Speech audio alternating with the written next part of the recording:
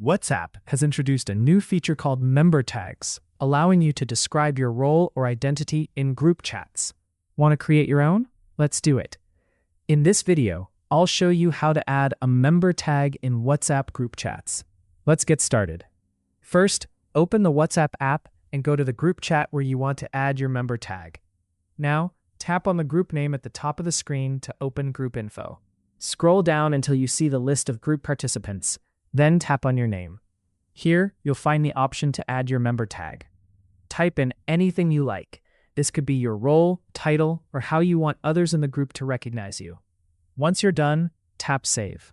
That's it. Your member tag will now appear below your name whenever you send messages in the group. Keep in mind, this tag is only visible in this specific group, so you can set different tags for different groups. If you found this helpful, don't forget to like, subscribe, and check out more WhatsApp tips on our channel.